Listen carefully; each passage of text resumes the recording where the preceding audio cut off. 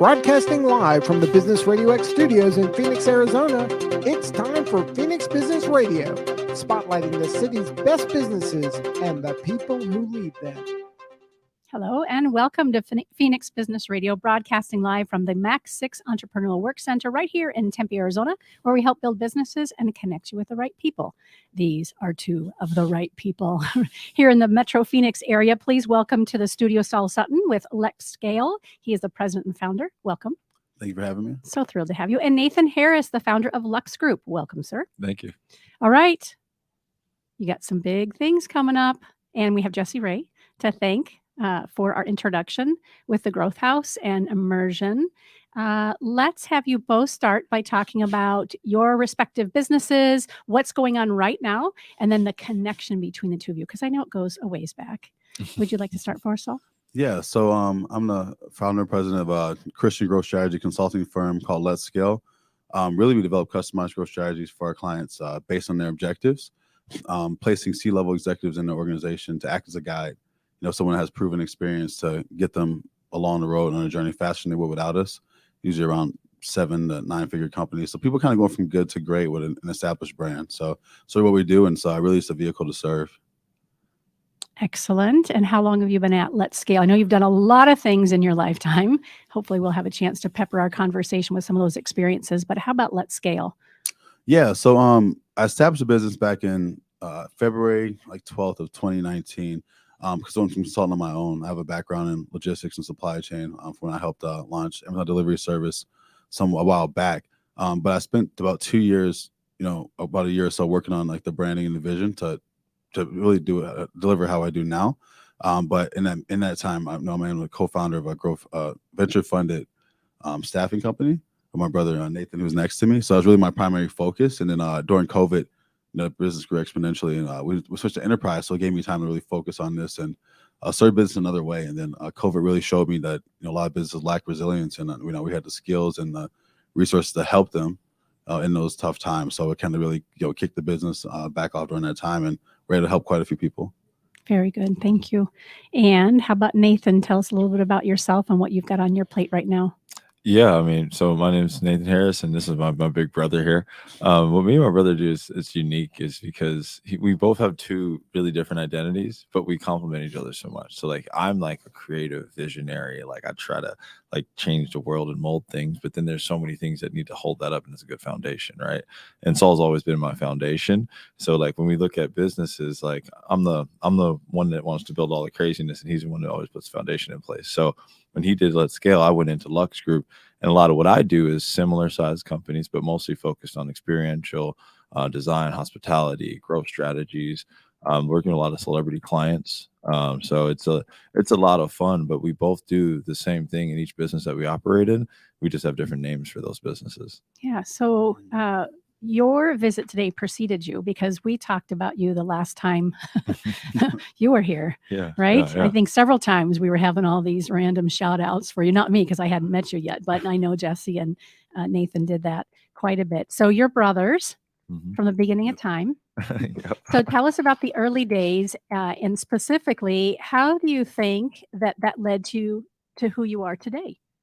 Yeah, so we were raised by a single mom. She really put us first, and left Chicago where there wasn't much for her, and went to Wisconsin, where we're originally from.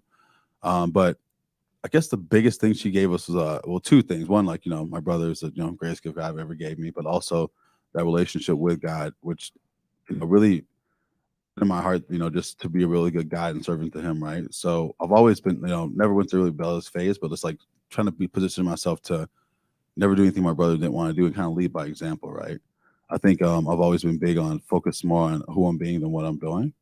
And then, and it was actually good for me, right? So it helped put me in a position where, I am now, where I'm kind of have a service mentality and really just position myself to just, be an example, which requires sacrifice. But when you see how it's impacting others, it's worth it. So it's something that kind of inspired me. And I think my relationship, my mom also, a single mom, she didn't have all the resources, everything. So she really position us and connect us with people who could be those guys, right? And I kind of apply that in my business today. You don't have to know everything. I think moms are the highest level of entrepreneur, right? If it's not business, because of And Nathan put a publication out about that because of all the things that they handle. And I think a true entrepreneur is not a leader. It's a guide, right? Just someone who's experienced and knows the way and knows how to bring all the things together beyond just, being a leader and like handling a vertical. So that's kind of, how been my philosophy and mindset at a young age, and our mind kind of set that foundation. So I'm already teary-eyed, and that doesn't usually happen until we're well into a conversation. Being a fairly new single parent to a 15-year-old, I hear you, and every day I strive to be a great example for him. And I'm fortunate with Max 6 community as well as Phoenix Business RadioX, my business, to be able to be thinking ahead. He wants to be an engineer. He's playing baseball. He's wrestling. Who can I put in his sphere? Oftentimes male-wise, since he doesn't have a dad who's active with us, to have him have those experiences. So thank you for being a living example and giving mom that credit where credit's due. In addition to obviously the Holy Spirit, which not a lot of people do in the business setting. And I know that's really, you guys are loud about that and are led in that way. So thank you for bringing all of you today. Yeah. And how about you? The early days. The early days, I was the rebellious one. Really? No wonder why he had to set a great example. That's interesting. I didn't know that. Yeah, I was rebellious. So I for some reason, my identity is very much like I was intelligent enough, but not disciplined enough, right? And a lot of it came from how I viewed problems until I viewed problems a different way. Like my life didn't change. And craziest thing was, it was honestly my brother. Like he made so many sacrifices for me. And I realized like, hey, if I don't get my shit together, he's never gonna leave me. So I got my shit together. And then from there, I saw my mom in the same way. Like as me and my brother would grow and do better and better and better, she became more independent and leaned less on us. And it just kind of motivated us to just build and be better and better and better. So something clicked in my head. I was like, wait, so if we can really put together the right resources and the right mindset and the right people, which is our family, we can change generational curses. We can make pain be a little bit less stress for everybody in our bloodline. If we make this sacrifice today ourselves, it's going to impact the next generation of our people. And that was the only way to break like kind of the family curse. Yes. So that's why it motivated me to want to start businesses versus going to college. And I didn't know if I was going to be good at it, which it wasn't until honestly like 5 years ago. I don't even know if I'm good at it now, but like at the same time, you got to build something. So that's been my motivation. I was like, man, my sacrifices, my work and my grind can change lives. So that's what I've been focusing and motivated on. It's not a money motivation. It's a family motivation. So that's what you kind of see with our businesses and everything we do. It's like our best friends are our business partners, our families, our business partners. We just stick to that and keep good values in everything that we do. So it's been a crazy journey as to like how your early sacrifices and pain can also be like your future like promises. Like it's really crazy. It's kind of designed that way, isn't it? Right? If we're paying attention, it's designed that way that the difficulties and the challenges that we have become our triumphs. The pain is your teacher. That's right. And then we have the opportunity to share that story, which is clearly what the two of you are doing. May I ask the age difference between the two of you? 2 years. 2 years. Yeah. Is it just 2 years? We were supposed to have the same birthday, but I came out early. She's like, please, 1 week apart. You were hoping for that. My mom was Yeah, I hoping bet. it wasn't. Yeah, she was like, please don't do this. The day is scheduled. Yeah, and when is it? August 5th, and he's the 13th. Yeah, so my older two are both August, 2 years and 10 days apart, the 11th and the 21st. Yes. Yeah, and then I got another one who's July. But yeah, interesting. My mom's July. She's the 26th. So our birthdays are 7 days back to back. Well, hopefully mom's listening or will be listening, and will. we're grateful for her Hell for yeah. sure, because you guys are knocking out of the park. And you have this incredible community.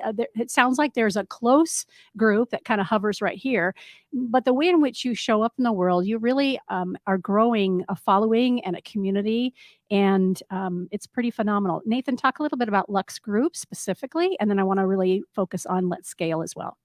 I mean, Lux Group is really us. It's like we've all been grinding and building for so long, and we've met so many amazing people. Like the investors in our technology company are some of the biggest in the world, publicly traded companies, people that have built companies that built the foundation in our community. And you look at like hospitality deals we do or anything that we do, we realize that our people around us, we can accomplish literally anything. Like our partners, our members, my brother, and everybody.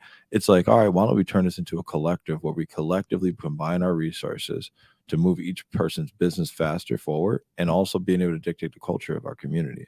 Because like people don't realize when you create a business, it's not just a wealth machine, it's a culture creator. Because when you drive down the street, the people that invest in the street are the ones that define it. So I think that really, like with Lux Group, it's how do we bring all of us together, keep helping pour more resources into each other, and then magic just starts to happen. So that's where we've gone. On the outside, it looks like, oh, they do a lot of events. That's just our celebration. The day-to-day grind is us passing business to each other. Yep. And I'll say, Lux Group, or the Foundation for Community, started probably back in like 2005 with the jump off. So it was our first little go at we always hosted entertainment and like experiences, and I don't know if Nate told you either. He used to do like competitive breakdance in like high school, right? And No, I have not heard that yeah, you know, before. it's Let me clear the table. It's out there. So, but the whole point was like, I always had a desire to build communities, right? And like I said, and Nathan was always through experiences, and you can see like that started really young, but then but building those relationships allowed him to do things like, you know, with the things Super Bowl, and now with like Lux Fest, you know, bringing over like 10,000 people together in downtown Phoenix. But it started, like I said, really in high school, really early, and then obviously takes time and a journey to understand how to, you know, have the business process to make it successful. But yeah, so that's where it started. So it's really cool to see where that is now, over a decade later, from like just trying to be entrepreneurial in high school. Yeah. So I want to go back to something you said when kind of we opened and you were talking about focusing more on who you're being than what you're doing. I think that was you that said that. Yeah. Can you expand on that a little bit? What does that mean to you? Yeah. So for me, focusing on who I'm being is really just, you know, focusing on like who God, you know, wanted me to be, right? Focusing on those seeds he planted and like really blossoming there, right? And then focusing on like what I'm doing is really just the work, the grind. It's really, to me, more so like, you know, success comes with that. But I think success, you know, without like, you know, God in it, to me, just leads to sorrow at some point, right? It's always been pretty successful throughout my career. But then I went to this position where like, you know, God took those things away from me as far as the next step. Because and I was like, oh my God, I don't have any value. I don't know what I should be doing, which is really selfish to me, right? With all the things I had around me, because my identity was packed into those goals. And I was a good person and people were successful. But the problem was, I focused on who I was being. I got empathy. I started looking at people and working with people who could not just because they could do something for me, help me hit a goal. And I started focusing more on the significance, right? Which led me to really get to know people and know how to serve and what to say yes and no to, which actually made me better at business. You know, business to me is you really can't separate your personal life from your business life, right? It's like worship, right? It all goes together. And I think that it actually made me more successful, and it gave me more joy and more peace. And then also, like, you know, being open with who I am, transparent, it made more people want to connect with me in general, and also help me just like analyze like how to show up for them. And when you serve like that, I think it just opens a lot of doors. So I started focusing on like, who am I being versus what I'm doing? And then and that a lot of that required me to ask my community, like, how are you seeing me? How's my relationship with you? Or and really just serve more of a servant mentality and just about the goals and the grind. So that's really, you know, what it is to me. Thank you.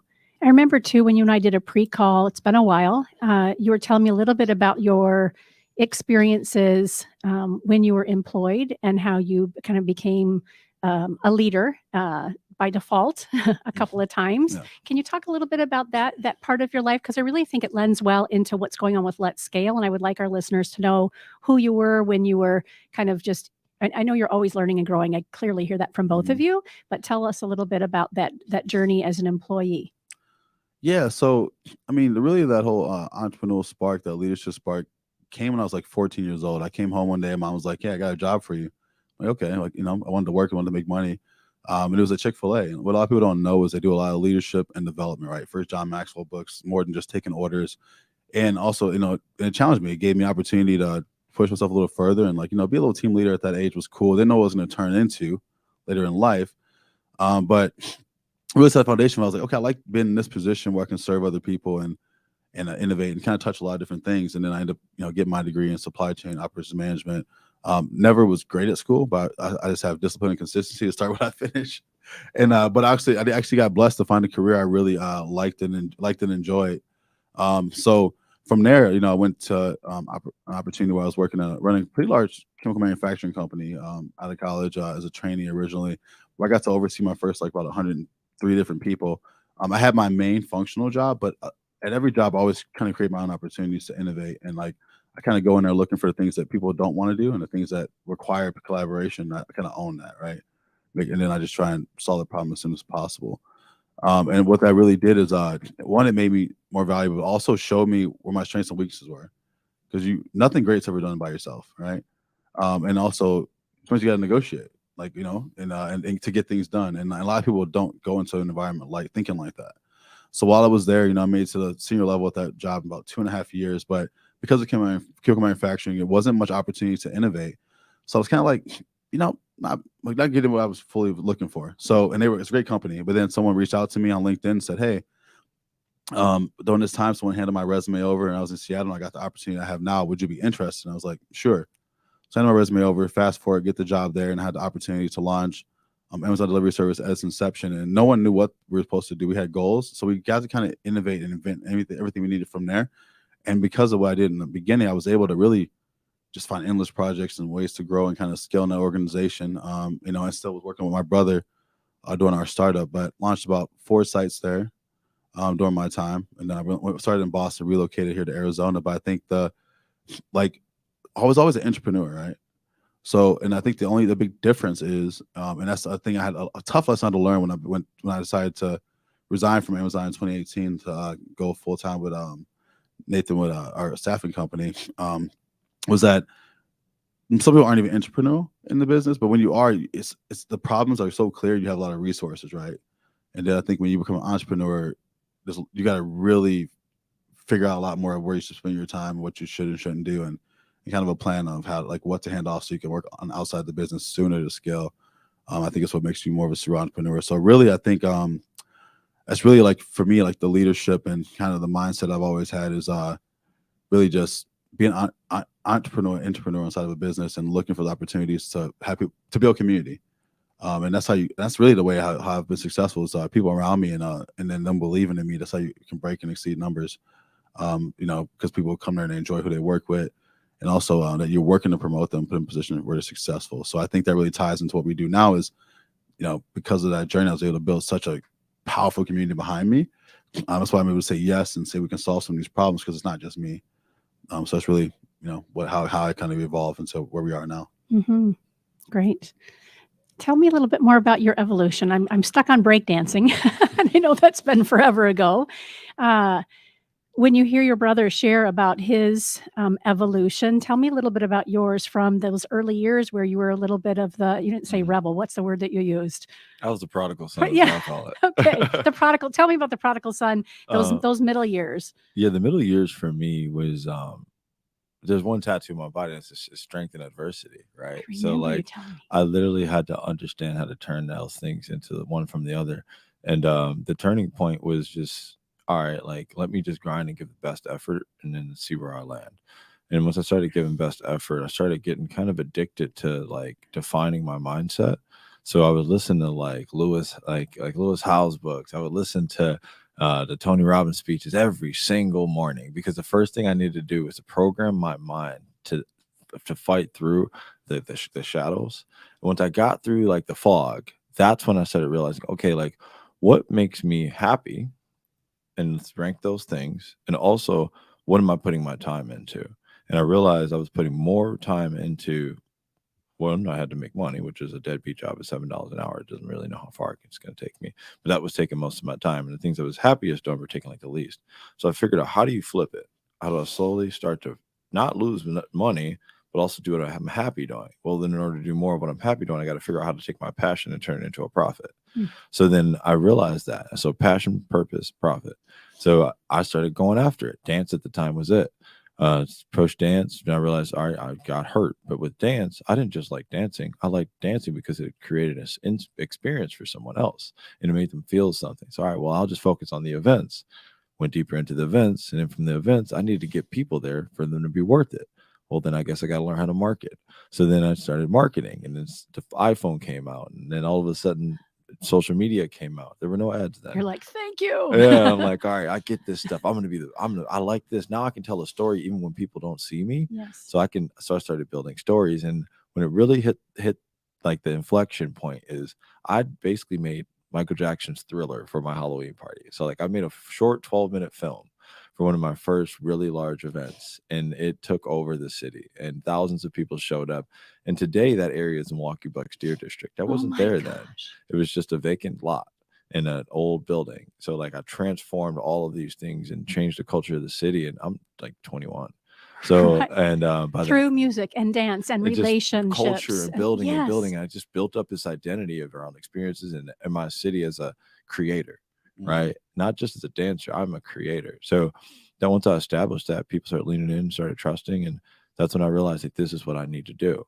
So I leaned in on deeper than that, though. I'd also had an analytic mind from watching Saul, inspired me to want to do like a supply chain. I'm working at UPS at the time. Yes. So I'm loading semi trucks, dancing, and promoting at the same time. And then I became a supervisor at UPS. So I've always had like 3 jobs. It's kind of crazy. But we did. That's what happened in my evolution. It was like, all right, I need to lean in and turn my love into something that I do every single day.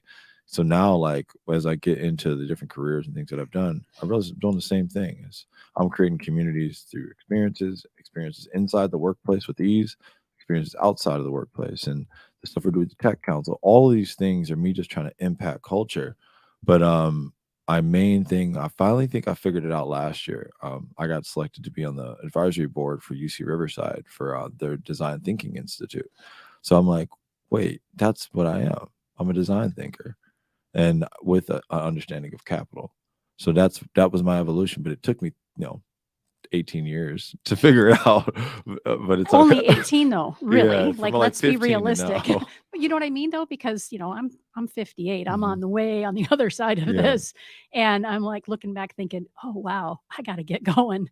So thank goodness you're Yeah. right where you are. Yeah, it's been great, and I'm just grateful that we're all together on the journey, So good. and no one doesn't change. No, and I'm remembering now your connection with Arizona Technology Council. So speak to that for a few moments, because Steve and I do his co-host his show Yeah, so together. I mean, my work with them is really great because it's more of them tapping into like the same thing, design thinking. The Yeah. council is so great, doing a lot of fun things, but how do we innovate? How do we continue to grow that culture and tap into our generation that may not be aware of it? Mhm. So we're working on some fun stuff, on some good committees. We're going to have a form of opportunity coming really, really soon that we're going to announce with some really large enterprises that creates connection between startups and these enterprises that want to work with them. Good. So a lot of large companies have problems, but they need design thinkers that come in. So you can't typically innovate an organization with just the people within it. If you look at those 3 horizons of growth, and that's where people like me and Saul come in.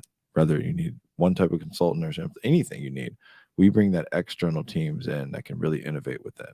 So that's a lot of why I like working with a variety of organizations from tech to hospitality. They all have the same problems. Mhm. I love you kind of gave me a segue for my next question for both of you. And that is, why is it so important to work with a proven consultant as you grow your business? And Saul's going to answer that one. Well, you just like planted the seed and go. Yeah, I mean, that's something I'm really, really, really big on, right? And that's Nathan as well too. It's people go over popular over proven, and Popular over proven. Yeah, you want to go proven over popular. So, like, I mean, like, just take 2 seconds to see what someone's done before they work with you, right? Not just that they inspire you, and what popular person has actually ever changed anybody's life through social media or anything. Like, no one, never. It doesn't happen. So I think when you look for proven people who are close to you or in your local area, that it's gonna, you can, and also, and they should be able to tell you how they can help you, right? Mhm. And really act as a guide, like I said. And I think too often people have good intentions, but they try and sell something that they haven't done themselves or can't deliver on, right? It's different if you've mastered something and you're trying to innovate in that space some more. But I think the problem is usually a little earlier on in business that, people might get a little 6 figures and then, but everyone's trying to get a piece of that because they read like a self-help book or something, right? And they feel qualified. But you're not qualified until you've had success, right? Or and deliver results, and that means just putting the time and the work in, right?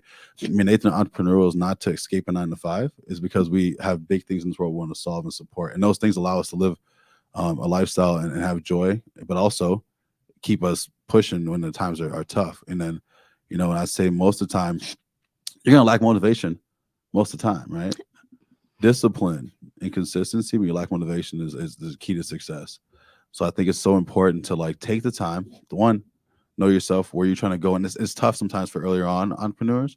There's always some data there, but they don't know what to look for. I think, and later on, I think, at the stage where a lot of our clients kind of have some clear objectives of what they're trying to accomplish. But They come with clear objectives, or you help them define them? Well, so they come with some clear objectives. We help improve them, right? Help them go from good to great, because there's things that our consultants know that they don't. So, for example, the people we're bringing to organizations, I just placed a fractional COO, one of my clients, probably doing a couple $1 million in a men's e-commerce company. This guy's running a $1.2 billion organization, right? He has the bandwidth, and we do the fun stuff, right? We focus on the strategy and the growth, and the effort to impact is like, the effort's low for him because he already has the proven success and the models he needs. It's a matter of giving it to our client in a way where, one, he can implement it and get results from it, and meeting them at his stage relevance. And I think the people we're working with have far beyond where our clients have gotten. They can work with enterprise, but we want to work with just early enterprises and like funded startups, because that's the fun stuff where we can innovate and give high impact. That's just our sweet spot, right? So I think that's really proven over popular. And like I said, don't get caught up in the emotions and the fun stuff in the business. Take the time, because then it's gonna cost you in the long run, right? And I think if someone's a coach or a mentor or something like that, make sure they've actually delivered results, and they should be able to provide those. So, and there's so much noise out there with people who are, I'm going to write a book, and then I'm going to land on the map. And then they're trying to do all this convincing that they are who we need to use as a consultant or a guide or a coach, only to find out that when you've made that commitment, there isn't a lot behind what they've borrowed to write in this book. I have something I love saying with that, right? So what people do not realize, right, is that entire category of coaches is segmented at early stage, naive, non-developed businesses, right? So the non-developed founder will buy into a short-term solution. So therefore, they need that person that gets them excited for a quick close, because a long-term solution takes time, effort, and resources, and you have to make a commitment as a leader to something that's hard. So a lot of times they'll get early friction with the qualified person that's actually the one that could get the job done for them, and choose the non-qualified solution because it was easier to sign up. So that's not the target market that we want. We target what I think is the most valuable part of America. It's not enterprise. Enterprise is slow. They make you lose money before you make money, and they want to pay you 3 months, 6 months later. With middle market, this is where the wealth is. When you see those houses on the cliffside, it's not the director or VP of a company that can afford them. It's the middle market companies that are not publicly traded, that are doing 10, 20, 30, 40, 50 million a year. And there's a lot of those. Those companies, I find, we can implement fast. They're really into the details. The founders have established themselves. They have good leadership. You can get a deal done quickly. You get larger contracts as well, because you can do a value-based sell. With a larger enterprise, they're always going to water down your delivery, right? They're going to water down the value, not hiding behind a logo. Our target customers are companies that are, hey, we have achieved great success, but maybe we've done something the same way for too long. Or we've achieved great success, but there's a lot of corners that we cut to get here. Let's start turning it into profit. So that's the type of thing where that person is not going to fall victim to a motivational coach. They're going to, because that person is going to get danced around the room.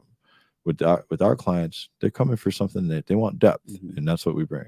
And one thing I'll add to that is, I'm not going to take away from some people's favorite person and people but Tony Robbins, the Gary V's, they can deliver, and they have the ability to answer for the right people to get some results for them. But most people that they're targeting for that extra money and funds and the things that we see the most of are not the solution they're providing the businesses, right? And Nathan knows very intimately growth marketing, growth hacking, and how to move a room. But people go to these, spend $8,000, go to these conferences, get inspired, get emotions, endorphins going, like the lights, the staging. It's an entertainment, it's an experience, but they can't really afford the mastermind to deliver what they think they're going to get in one conference, right? And these people, they don't even give them enough to know who to talk to, right? So I think you got to know, it's up to you as an individual too to know what you're going to people for. If you're going to a Tony Robbins, knowing that you're early stage business to get the motivational part, great. But don't expect, don't get fed into the part where you think you go to a conference, you're going to come out a business expert. You have to, it's kind of up to you. And unfortunately, those people market really well, right? And I think that doesn't mean they're not capable, but it's the reason they work with a lot of large enterprises, and some, at least not at the price point that a conference, probably much bigger deals. But I think, just know why you're looking for certain leaders and certain partnerships, and that just because someone's super popular and everyone's going to them, then you should probably look into it because it means everyone should be getting rich, right? And I mean, if you look at the years before, then like, is there a direct correlation to multimillionaires that are like, there's some report or some going out saying people's success from that? Those don't exist, and probably for good reason, because those conferences and things like that don't get you those kind of results. So I think it's important, for us. I think no matter what, we're always going to have some kind of service or some kind of resource. If I had all the money in the world and resources right now, I would give away the top accelerator and self-help stuff for free. Because the stuff I enjoy doing is the big problems, right? We want to be there, kind of like a SEAL Team 6, when you have the biggest challenges, and and come work with us when you need that support. And we want you to have a good foundation so we can do what we want to do. So that's something we're going to be giving away, is a lot of free information and resources as we scale. So you don't give away 2 or 1% of your business, and then the right accelerators, the right people have to level up to deliver real value, right? And that's kind of one of my goals. Mm-hmm. I love that, because realistically, a lot of people do need to deliver more value. I mean, there's a lot of accelerator programs, venture programs that are kind of interesting, right? A lot of times when I see these programs, it's people teaching people how to build a business that never built one. It's really interesting. Even the VC ecosystem, it's like, man, not 9 out of 10 startups fail. That means you have bad partners, because the founders aren't unqualified. They just don't get qualified partners a lot of times. So I think, and it's a capital game. Money can hide, a lack of aptitude. And I think I've experienced this quite a bit, even lately, right? I've worked with like different clients, and you start to learn something. Like, you'll have a really famous, popular client, but they don't have the profit or the value underneath it. You pop the hood and you're like, there's no engine in there. It's like, it's nice and shiny on the outside. But like, that's a lot of things you got to look into. Be really, really diligent when like looking in your client, make them qualified as well. Right. And I think you get better results. And then, like what Saul said too, is when you're really like looking for something, or even looking to provide a service, if your client doesn't have a clear scope of what their needs are, you don't want that client, because now you're going to put in a lot of upfront work trying to get them ready to move. But if they didn't do it in the first place, why would they do it after you did it for them? Even if they're willing to pay you to do it sometimes, right? You're going to constantly have to drag them versus having to run with them. Mm-hmm. So who is a great client for you? I love the analogy you just gave around, looking into the under the hood and going, yeah, I'm not seeing anything here. All right, next. I mean, who are you listening for? What are you watching for when you are saying yes to folks coming in and being clients for Let's Scale? For us, it's like, our biggest thing is just having a conversation, right? I make a point to connect with one new person every day I haven't talked to. But I think the whole point is, our clients have, like I said, they have some clearly defined objectives, at least a 3-year plan or an idea where they want to go. They have a proven product or service. They're bringing in revenue, or they're about to get capital, and they want to have a good foundation to get access to our resources. Mm-hmm. I think the biggest benefit of when people talk about like a college, I think you think about Stanford, Yale, MIT, those schools, it's not even about the college, it's about the network and access you get, which can set a foundation and open doors and accelerate everything, right? And we've gone through the top accelerators in the world: Plug and Play Tech, largest corporate deal flow accelerator, Generator, based out of Wisconsin, Gold Star Accelerator, and also even internationally, Web Summit, the largest tech conference and kind of partial like accelerator for tech and enterprise like kind of deals. And like now we have all those connections, right? But we're willing to share them and connect our clients to it. So when they work with us, they're getting access to a whole ecosystem and like really endless opportunities and insight, and I think a blind leap of faith with a consultant's always better with a consultant than by yourself. So I think our clients, one, they have some clearly defined objectives. They are doing good, and they already want to maintain it, because business is very competitive, right? Like, you want to also know what's going on, innovating. So our clients, and they also have to trust us. Like, and we personally only work with businesses that are doing good things, like I said. And one thing I measure when I talk to a founder is ambition. You spoke to that just a bit ago, right? Yes. The wrong ambition will close doors faster than prejudice, right? So when like the money and the bottom line become for the people and like also the customers, then we won't work with you, right? And because it's a legacy company, really just the way same as Lux Group, we can be really selective about who we work with, and that's because like I'll just probably jumping ahead of myself, but I'd say like Let's Scale. If people want to remember us for anything, we want to be remembered as a business that brought people together, supported founders, supported the community, and we think they did consulting or something, right? Like I said, because who we're being, the impact is the legacy is what we focus on. And I think, the right clients want to partner with us, and like, our testimonials and working with a few clients and, being selective of who we bring in our community and the impact we have, and then watching them just create other Mhm. opportunities for other people is so important to us. And like I said, that's how we look at it, kind of how we select our clients. But really, just I think having a conversation, because even I still refer, and some people we can support people at any stage, right? And we're not, like I said, we're not looking to sell. We're looking for the right matches. But if you take the time to connect with us, we're definitely going to do what we can to support you. Ambition, a plan, at least a structure, the bones. And like the understanding of when we look for a client, like everyone needs to have this conversation, whether it be hiring a vendor or you hiring a client. It's, am I a rabbit, deer, or a whale for you? And what are you for me? Those 3 tiers. Okay, speak to that. So we've learned this through technology accelerators. And if the fastest way to growth is to understand what your rabbit, deer, and whale opportunities are, whether it be a customer, vendor, anything. A rabbit is as a wolf. I could catch a rabbit. It's going to be a little bit tricky or whatever, but I can get it. But it's only going to feed me for a little while, maybe a day, maybe 2. I need to eat a lot of rabbits to be able to like sustain myself. But if I'm moving along and all of a sudden I'm eating these rabbits, because if I don't eat enough rabbits, I can't catch the deer. So I need to eat the rabbits, but now I see the deer. All right, how many deer do I need to eat a year to be able to sustain myself? Probably not a whole lot. So I can eat enough rabbits, catch me a deer. It'll sustain me longer. So then I can maybe focus and just grow myself, get my energy, get my body built up, and I'll eat less rabbits. I can catch more deer now because I'm stronger. Mm-hmm. So now I'm still eating a little rabbits, not too many, mainly the deer, and I'm eating them in between. I can focus more on the meal, getting the bigger buckheads. But then all of a sudden I'm mighty. And it's time for me to go and swim out to sea, and I'm going to go catch a whale. So that's the time when you got to be ready for that, though, because a whale is going to take you like Moby Dick. It's going to take you months. Sometimes it can take you years to close, but you can't just go out at sea without any food.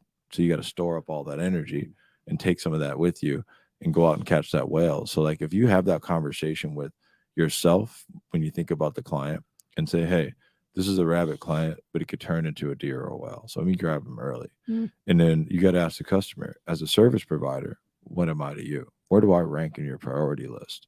Because if you're a whale for me and I'm a rabbit to you, then we're off balance.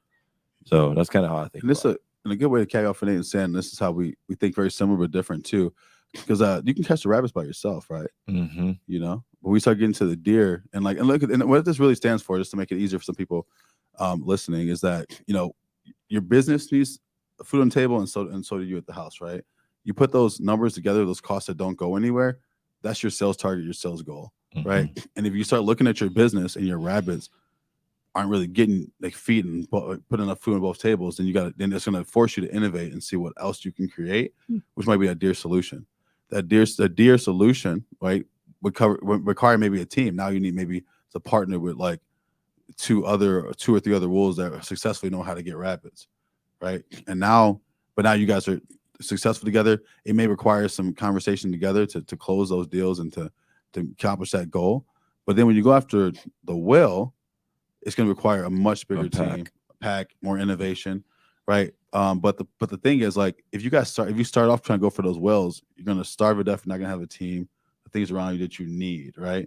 But all these things are developed from the foundation of knowing like profit loss. Like, what do I need to know? What do I need to know? What's my foundation of my business, right? You should be working towards that, right? Some people don't even know like their margins and like what their goals are. And the rabbit ears and whales is a good thing. And like, if you're vegan, you can maybe use vegetables. Not as fun, not as sexy. I don't have that analogy. Maybe it's insects, pollen. Just stay with the carnivore version. Stick with the hunter-gatherer mentality. But it's also, I mean, I've given people this talk. Like someone reached out to me a few weeks ago, starting like kind of accelerator incubator, and he was trying to figure out some services. And he called me. He's like doing a couple $1,000 a month, but he put this rabbit deer well together. He did $10K the next month for one call because he just really structured his deals a little different. Now he has more clients than he knows to do with, in the sense that the problem now is like his solutions are too customized.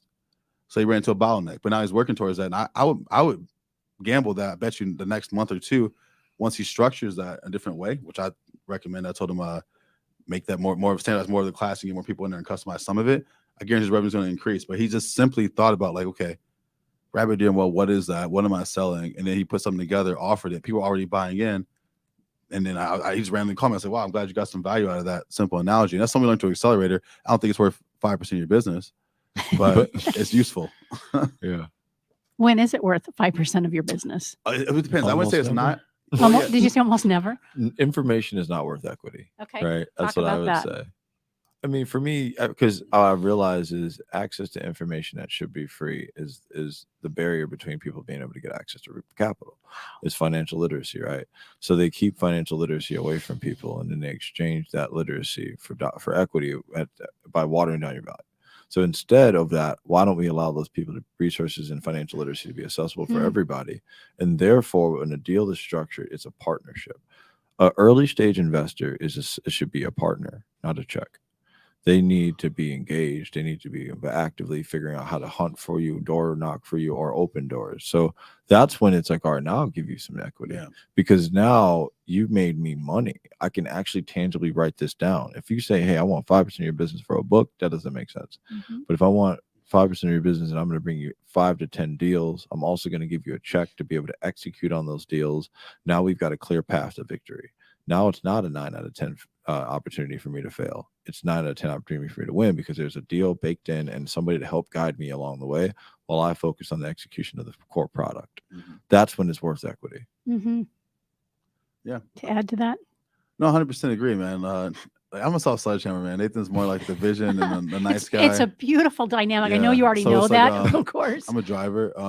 Like I said, they gave me the connection to community. So, I do a lot of personality assessments, and we're glad behavioral scientists, and like statistically, I'm unhireable in a person no one wants to work with, right? But when it comes to but my desire for community is over everything else. So it kind of balances me out. And I think that's what makes me a really good driver, because once something's in place, accountability, like meeting expectations, is something that I kind of like definitely track and stay on top of, but also asking the right questions. And I think that, when you go on an accelerator, it really depends on what you think you can get out of it and what you want to give, right? And most accelerators probably like 1.7%. Like usually, 5 is not usually like what they're asking for. But what we were saying is like it's really important for you to know the value, and then we get an investor not for a check, because that's not going to help you. You're going to just run out of money without a plan. I think that having that foundation is really important. But the right investors, they work for you, but they're also going to come in the areas where they said their experience. Like they may see like a differentiation or an opportunity in the market that you're going into that they may have been in, where like, for example, maybe you can take a competitor's business consistently, and then they will be forced to acquire you, right? Like it really just depends on really this normal direction you want to go in, be in those right communities. And then I think one thing that we learned is it's so important to be vulnerable and share where you're really at and what you really need, and the right people are gonna start supporting you before they get something from you. I think there's 3 types of people that we interact with, right? One is the person that kind of wants to take and get whatever he can out of the business. There's the person who wants a part of it, and they're willing to invest and be a partner with you, support you along that journey. And that's fair. I mean, I'll make a fair trade. Like that's kind of the person Nate's talking about. Like, hey, we can win together, but I'm also looking to profit from this. And there's people who are going to support everything you do regardless, because the right investors invest in you as a person. Like, because this person gonna do, I want to be a part of whatever they're going to do because they're going to do a great thing, or just believe in you. And those are the ones you got to be the most mindful and respectful of when you use them as a resource, because people tend to go to that last group first, then they burn bridges, and like they put the work in, and then you lose like your biggest fans, the biggest supporters, and those people that you also should be like pushing the least on. You should be really putting a lot more accountability in the person that cut a check and is working with you, and then really vetting deeply that person that might have been popular but not proven, that you're like giving the keys to the kingdom with too soon because they made you feel a certain way. So it's kind of and I think another thing too you can do is, I'm gonna use a real life example of a deal I just did. So, and I won't say the deal exactly, but you'll see in a few days. So basically the way the deal works is like, hey, I'm a one person owned restaurant, open up my first place. I didn't figure out who is my partner for scale, right? I can do $5 million a year in one place, but how do I open 5 locations, 10 locations? The information wasn't out there.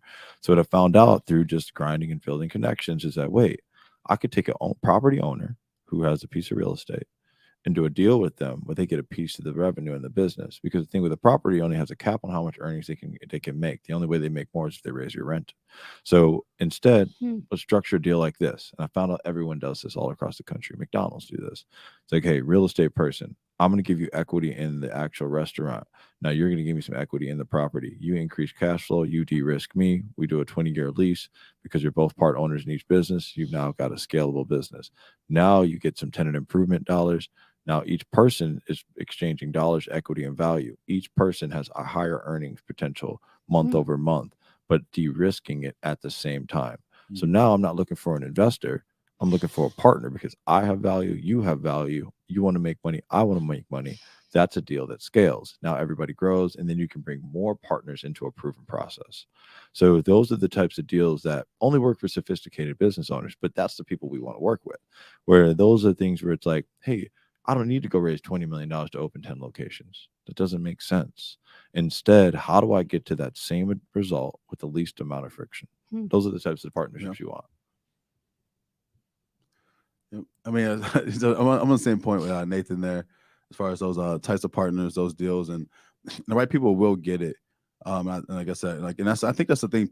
Like a lot of stuff we do is behind the scenes, right? Especially me, like this, right? Being on this radio station, anything like that. It's like I rather put someone else on the stage and like let them kind of do their thing. But I've been called more to share my story, and people say I have some things I should share that could add value to other people. So that's kind of why we're here right now. But I think it's really, like I said, that's why we want to have conversations, because I'm actually more of a structured thinker, right? Where in a very short period of time, I feel comfortable giving a potential solution, but I don't have to necessarily experience it and dive as much into it. But there's importance in having design thinking and structured thinking, right? Because together, they both can solve the same problems. It's a different approach. One wants to touch it, feel it, and like make sure it's right a little bit in a different kind of way. But I think when it comes together, like what Nate's saying is, having those right partners. And that level of client, but I'm saying, like, I think it's really just having a conversation, because like in a short period of time, it's a lot of stuff we know, but we don't know we know it until someone reaches out. So we just want to connect with more businesses, like, so we can help them thrive, not just survive. And I think people are just unaware of what we're doing and who we are. But it's the reason we have like a perfect track record of delivery and like relationships when we work with people, because we take it serious and we won't say yes to something we can't do. So. Can we talk about the community that you've created here in the Metro Phoenix area? It's been how many years that y'all have been working on it here in Arizona? Here? For which one? For Arizona. Everything. Yeah. 7 years now. Yeah. I think. Okay. We live here longer than Milwaukee now. Right. That's what I was curious. That's Has it been true. longer than Milwaukee? Yeah. The other thing was, we grew up in Racine, Wisconsin, but Yeah. I think we have been here now as Yeah, an adult life longer. Yeah. And can you speak to any of have there been challenges? I mean, clearly everything you've shared so far, I'm just leaning in and going, holy cow, right? These are people that are guides and leaders and making a difference because of not only your servant leadership, but the community and tapping into those resources and your insatiable desire to continue to grow within yourselves, both spiritually, emotionally, mentally, and of course, financially. Have there been challenges along the way? And have any been in relationship to the greater Phoenix area specifically? We didn't have tried different feedback. We do different things, right? For our businesses. But for me, Phoenix is getting the best version of myself, right? I'm coming here at a place where but the good thing is, like, things are easier to execute on. People get it. It's kind of more of a West Coast kind of thing, right? If it makes sense, then I'm willing to invest and grow. Whereas where we're from, not taking anything away from Wisconsin, kind of people want to work with their dad's person or have more control over things, which slows innovation. And you can hear how we think. We need to be able to kind of implement and try things pretty fast. But I think community wise, all this opportunity to have fun and stuff, really just had to really challenge myself, commit to being better. Like I think I'm at 4 years. I haven't drank now. Don't do anything else, but I'm still out there interacting with my friends, right? And like I said, it goes back to how it all started. How can I be a guy and like like I'm about to go through Nate's experiences are pretty awesome and intense, but our friends also have a lot of energy. And there's only enough so much Red Bull in the world. But I'm going to be at all those events participating in, like, but really the connections, right? And just I'm more present than I ever have been. And I think the challenge, like I said, is there's so many groups and there's so many things going on. It's just where to spend your time, where to put your energy. And you only can do like maybe 3 communities at a time, right? One is the Tech Council, with Nathan supporting that growth in the city. The other one is a community called C-Suite for Christ. It's a community of Christian business executives. We're going to be bringing about 100 Christian business owners together on March 29th. Just the fellowship and support there. And then really just my neighbors and us, and like really my church community, right? Just impacting. I love serving, love charities. And I think just really just I had to put a halt on my networking, right? Like you can network and have way too much fun not working on your business. I think the challenge here is like there is so much moving that I really had to dial it in and be like, this is the focus right now. There's gonna be a lot of great things that come in front of you, but you can't do it all. Yep. Yeah, I coming into 2023, I had to take a look at where was I spending and spreading my time, and what is really helping me to reach my goals and be the example to my son, and of course, growing the business. And I have already said no to 3 or 4 things that I had been committed to for the last 3 or 4 years. Yeah. The decision was difficult until I had it in front of me, and then the second I said, "Hey, here's where I'm at. I'm moving forward." I was like, "Oh, thank goodness." Yeah. And now the opportunity Yeah. for me to continue to show up where I need to show up, it's magical. Yeah. 100%. Yeah, thank you for speaking to that. Mhm. What comes up for you as we talk about that? I think it's the nature of my businesses is that so a lot of businesses, right? You can, if you want to start and do business in a city, you could just go there and go start working from home, right? Because of my businesses, some have physical places, some require me to take structures that were never existing and build them in the middle of like lots or places. I do things that are really, really big. So I had to relearn all the laws, the policies, the rules, meet the Sure. mayors, meet the council people, meet everything. Because when you first come to a city and you're making a lot of noise, you're like, who is this person? Who are you? You better get down here right now, or I'm gonna, make things a little bit more difficult. And then I found out that I just needed to connect with people, the same as in Milwaukee. What made me separate myself from everybody in my age group is by the time I was 18 years old, I'm there in the room listening to my aldermen speak, listening to mayors speak. And I spent the time to really understand. So, hey, I need to get a liquor license. Like, how does that process work? Well, first you got to be 21. like, all right. No, but like I learned all these things. And so that was the thing is like when I got here, I had to start that over. But it was great. It was great though, because it forced me to get outside of my comfort zone. When I first moved here, I was pretty much alone every day. I was by myself first because I had a vacation home here before I moved here. And I would just go to networking events. And by the end, I just learned the nuances. And now I can call anybody. I know how to do it. I know what to do. I know how to move. And now you can grow. But I think really it's just like when a business owner thinks about growing a national brand, you have to think about how do you do that over and over and over and over again in every city you drop in, and how do you do it faster? And what happens is you just daisy chain. So now when we go to LA or we go to the next city, I don't got to start over. I'm like, hey, I need to meet this person, this person, this person, this person. Here's the grid of contacts I need to make in the city to be able to get my business through. Yeah. It's just different, you know. So much fun. My mind is also just racing. Clearly, you guys are doing it right and doing it well and being of great service to businesses and families. So thank you for that. Tell us, you've shared a couple of the events that are coming up. So as we wind up our conversation today, let us know what's coming up, dates if you have them, and then how people can stay in touch with you so that they can register for these events. And then I'll ask the next question after that. Yep. Well, I'll say, we got some really cool stuff obviously coming up this week with the Lux Group, with Lux Facility. Speak to that. And for us, we're just really looking to connect with the right clients, right individuals early in the year, so they can get the most impact over the next 12 months. I think, if some people might have a plan in place, and hopefully they do, but I'm sure we can add some value. And the next thing I'll say too is one thing we're really proud of. I think you put your money where your heart is, right? So even indirectly, like we give 10% of our profits and revenue first to local churches and charities. I think that's just something that's I think is special about us, and that we're proud to just admit is that service is built into our business at the core, right? And I think so I really want to connect people who want to partner with someone that they can trust, that they know is going to be there, that has proven success, and that at the end of the day, it's all about us adding value and benefit individuals. And sometimes that might lead to us pointing someone out in a different direction, and maybe a few years later they want to work with us. But the whole point is, we want the right people to thrive, not just survive, especially if they're serving their community. So that's really a big thing for us. Yeah, I mean, for us, I think, if you want to see what we're doing, you can go to our website. It's luxlife.com. It's 2 L's, so LLUXLIFE.com. And you'll see a lot of the different work we do, from bringing out celebrity clients to doing our events. But if you click our work, you'll see the events we have coming up this week. And we've got everyone from Little John to Loud Luxury flying in, and all this huge festival. We got about 50,000 square feet downtown Phoenix that makes up the heart of that whole Super Bowl experience zone. So we're right next to Frito-Lay.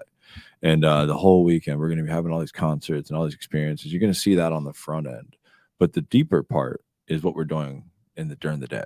So we have a lot of executive events. We're going to ribbon cutting tomorrow morning in Tempe for Slam Foundation. It's Pitbull's foundation. He launched the first ever free charter schools right here in Arizona, and one of our partners is a partner in that deal with him. So we're going to have that ribbon cutting tomorrow, and throughout the entire week, we have Hall of Famers working with the Hall of Fame party and a lot of groups to really bring all these iconic people around to showcase what Scottsdale has to offer. So if you are out and about this week, yeah, it's great to go to all the events and go get some tickets and see a concert. I'm all about that. I'll be there. But if you're a business leader, I have some of the most powerful people in the world in town this week, and I want them to meet great people. So if you have some people that you want to connect with in the city this week, probably got a line to them. So reach out. So good. Then how to connect, I guess the best way for me is LinkedIn. So it's just Saul Sutton on LinkedIn. Definitely pretty responsive there. Or you can email me at saul@letscale.co. And I'm always looking to have a conversation, and just kind of start from there. I feel so honored to have both of you in this conversation. Again, shout out to Jesse Ray for getting us connected originally. And it's a busy week. We mentioned that before we even got on air. So thank you for your time, your wisdom, and friendship. I really appreciate both of you taking time to come out and share your story today. Thank you. You've been listening to Phoenix Business Radio, broadcasting live from the Max 6 Entrepreneurial Center right here in Tempe, Arizona. Some media leans left, some lean right. We lean business. Until next time, I'm Karen Nowicki. Thanks for listening.